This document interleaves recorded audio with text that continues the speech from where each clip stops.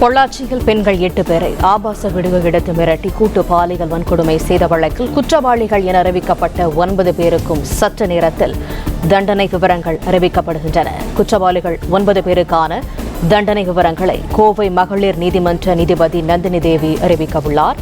முக்கிய செய்தியாக நாம் பார்த்து வருகிறோம். திருநாவுக்கரசு, சபரிராஜன், வசந்தகுமார், சதீஷ், மணிவண்ணன், ஹரன்பால், பைக் பாபு உள்ளிட்ட 9 பேர் குற்றவாளிகள் என அறிவிக்கப்பட்டிருக்கிறார்கள். விவரங்களை எமது செய்தியாளர் மாணிக்கம் தொடர்ந்து வழங்கிட கேட்கலாம். மாணிக்கம், முழு விவரங்கள்.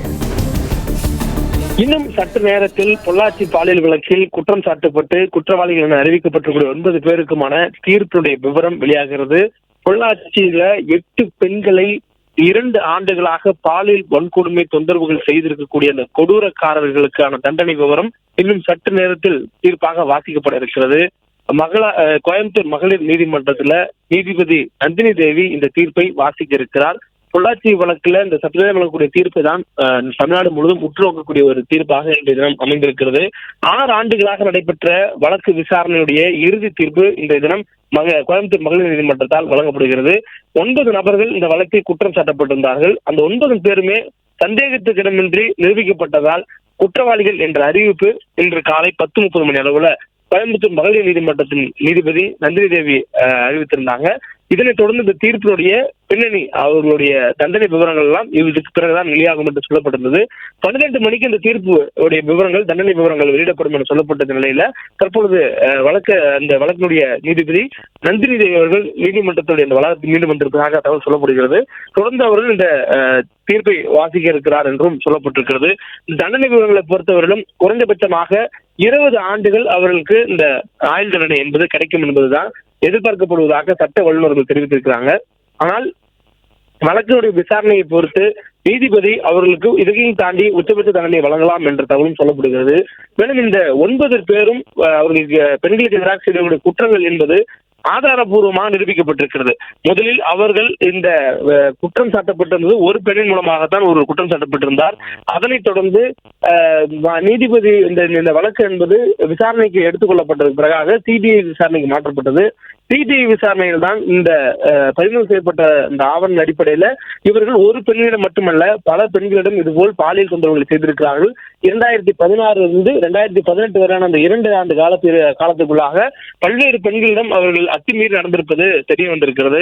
மேலும் அதனை அவர்கள் ஆவணப்படுத்தியும் வைத்திருந்திருக்கிறார்கள். ஒரு பெண்ணிடம் அவர்கள் பாலியல் வன்கொடுமை செய்யும் பொழுது அதனை வீடியோ காட்சிகளாக பதிவு செய்து வைத்து அதனை கூட்டு பாலியல் வன்கொடுமை செய்வதற்கும் அவர்களிடம் மிரட்டி பணம் பெறுவதற்குமான வழியாக அவர்கள் 2 ஆண்டுகள் பயன்படுத்தி வந்திருக்கிறாங்க. இதுல 8 பெண்கள் வரையிலும் பாதிக்கப்பட்டிருக்கிறார்கள் என்று சிபிஐ அடையாளம் கண்டு அந்த 8 பெண்களிடம் சென்று அவருடைய அடையாளம் வெளியே வராது, குற்றவாளிகளுக்கு தண்டனை பெற்று தரப்படும் என்று உறுதியளித்து அவர்கள் 8 பேரிடமும் இந்த விசாரணைக்கு ஒத்துழைப்பு பெற்று இந்த வழக்கினுடைய விசாரணை இன்றைய தினம் கொண்டு வருவதற்கான முயற்சிகளை சிபிஐ அன்றைய மேற்கொண்டதும் இந்த 6 ஆண்டு காலம் நடைபெற்றுள்ள விசாரணை தான் இதற்கு இன்றைய தினம் இந்த தீர்ப்புக்கான ஒரு மைய புள்ளியாக அமைந்திருக்கிறது. இந்த 9 நபர்களுடைய குடும்பத்தினரும் இவர்களுக்கு இன்னும் திருமணமாகவில்லை, இளம் வயதை சேர்ந்தவர்களாக இருக்கிறார்கள். எனவே இவர்களுக்கான கொடுக்கக்கூடிய தண்டனைகளை குறைந்தபட்ச தண்டனையாக கொடுக்க வேண்டும் என்று வேண்டுகோளை நீதிபதியிடம் வைத்திருக்கிறாங்க.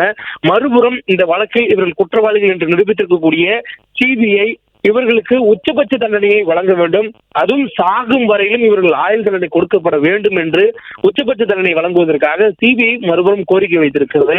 இந்த 2 கோரிக்கைகளுக்கும் இடையே தற்பொழுது இந்த தீர்ப்பு வாசிக்கப்பட இருக்கிறது. இன்னும் சில நிமிடங்களுக்குள்ளாக நீதிபதி நந்தினி தேவி அவர்களுக்கான தண்டனை விவரங்கள் குறித்து அறிவிக்க இருக்கிறார். நாடு முழுவதும் பெரிய அதிர்வலை ஏற்படுத்தியது 2019 பதியப்பட்ட பொள்ளாச்சி கிழக்கு காவல்துறையால் பதியப்பட்ட பாலியல் வழக்கு. இந்த வழக்கினுடைய பின்னணிதான் இந்த 6 ஆண்டுகளில் தொடர்ந்து பேசுபொருளாகவும் அரசியலில் மிகப்பெரிய தாக்கங்கள் ஏற்படுத்தியிருந்தது. அண்மையில் நடைபெற்று முடிந்த தமிழ்நாடு சட்டப்பேரவை கூட்டத்தொடரில் கூட அண்ணா பல்கலைக்கழகத்துடைய பாலியல் விவகாரத்தையும் பொள்ளாச்சி பாலியல் விவகாரத்தையும் எதிர்கட்சி தலைவரும் முதலமைச்சரும் காரசாரமான விவாதத்துக்கு எடுத்துக் கொள்ளப்பட்டது அளவிற்கு இந்த வழக்கு அவ்வளவு முக்கியத்துவம் பெற்ற ஒரு வழக்காக இருக்கக்கூடிய நிலையில தற்போது இந்த வழக்கினுடைய தீர்ப்பு இன்று வெளியாகிறது. 6 ஆண்டுகள் தொடர் விசாரணை, அதற்கு பிறகாக இந்த 9 நபர்களும் குற்றவாளிகள் என்று தீர்ப்பு வந்திருக்கிறது. மேலும் இவர்களான தண்டனை விவரங்களும் இன்னும் சற்று நேரத்தில் அறிவிக்கப்பட இருக்கிறது. இதற்காக தொடர்ந்து இந்த நீதிமன்றத்தினுடைய வாயில்களில் ஒரு குடும்பத்தார்களும் பாதிக்கப்பட்ட ஒரு நியாயம் கிடைக்க வேண்டும் என்று போராடியவர்களும் காத்திருக்கக்கூடியதை நம்மால் பார்க்க முடிகிறது. இணைப்பிலே இருங்க மாணிக்கம். பிளே ஸ்டோர் மற்றும் ஆப் ஸ்டோரில் இருந்து பாலிமர் செயலியை QR கோடு மூலம் பதிவிறக்கம் செய்யுங்கள். செய்திகளை உடனுக்குடன் பெறுங்கள்.